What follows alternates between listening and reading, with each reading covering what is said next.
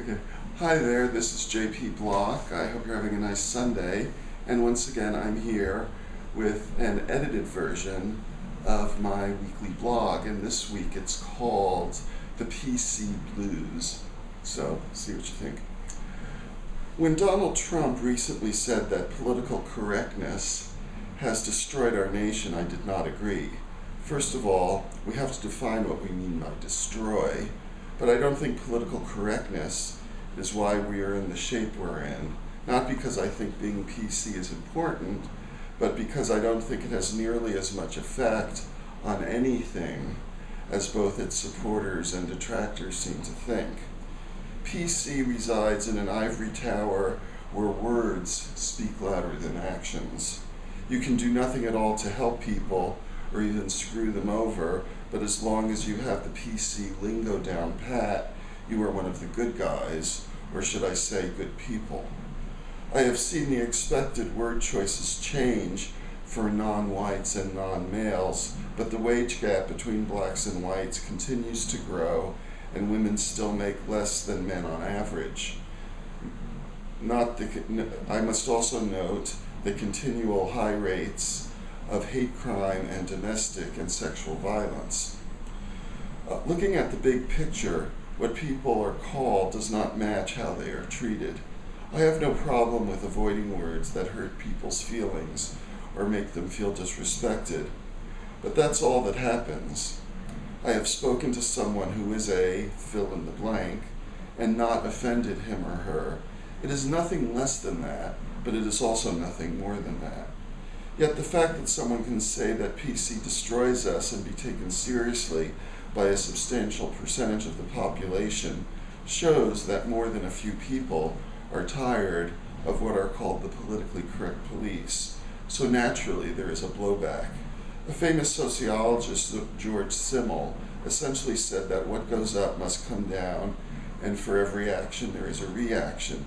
In other words, having, say, the #1 hit song in the country sets in motion the possibility that someday you will not. Pretty much anything that seems new and different eventually seems old and tired. There is another concept called the law of diminished returns, which essentially states that past a certain point you get diminished returns for your efforts. If you study 4 hours for an exam, you may get an A, but if you study 14 hours versus 15 hours, it stops making a difference. You get diminished returns for your effort. You may remember the first time someone said, "I love you," but you probably don't remember the 127th time they said it. The words pack less of a punch over time. You may even reach a point of oversaturation and wish the other person would shut up about all that "I love you" crap. I think both of these ideas help explain what has happened to PC. It is a number of decades old, and its thou shalts have generated a counter-reaction. One has been overly saturated with PC, so the reason it came into being, to treat everyone with respect, has become less compelling. Over time, it becomes another static social expectation that loses its urgency. Like joining the mafia or CIA, joining the PC police can get you in too deep. A couple of years ago, singer-songwriter Annie DeFranco arranged for a women's retreat at a tourist attraction that was once a thriving plantation.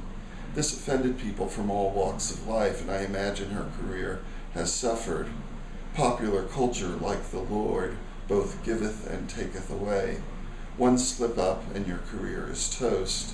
I did not feel sorry for her because she built her following on the backs of PC women and then forgot that the customer is always right. I do not wish to throw out the baby with the bathwater, and I hope anyway that people can agree that certain words should not be used, but academics and people who think they are academics enjoy splitting hairs over tiny, inconsequential distinctions, all of which leads us to rock music. I am far from the first person to note that the lyrics in rock songs are sometimes hard to understand, but the internet makes possible to find out what various people actually sang by posting song lyrics at various sites, and finding out what some lyrics actually are has caused a crisis of political correctness in my soul. You see, I came of age in and around San Francisco, and I was barely out of training pants when I learned to say woman and not girl or lady and so forth. Sometimes I feel like I am in recovery from PC. Specifically, I maintain that the world can do what it pleases, but no one's going to take away from me the rock songs that I've loved for years.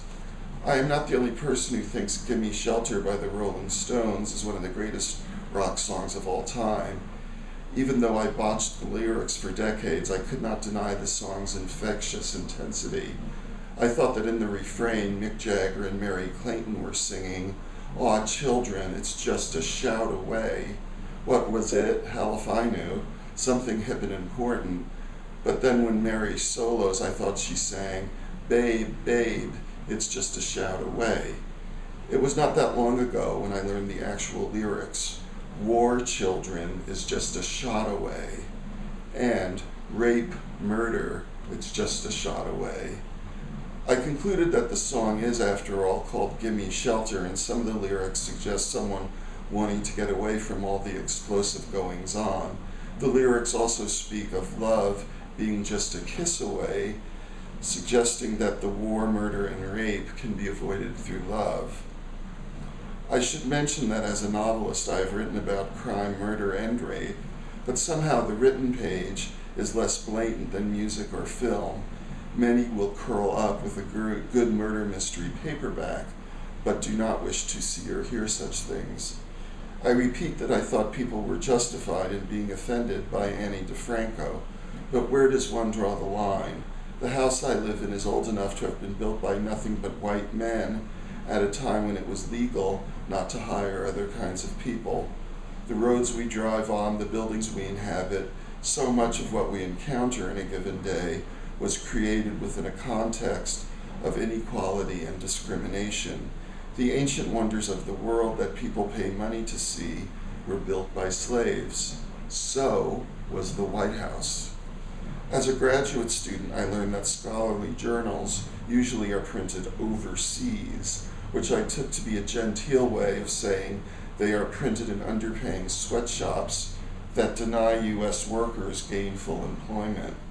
An article about how to build equality in society is printed through a process that reinforces inequality. I don't have a lot of answers, but I do know that if collectively people continue to fret more about whether Beyoncé is a feminist than forces both here and abroad that want to destroy any semblance of inequality, the future will be much worse than the present. Thank you and have a nice day.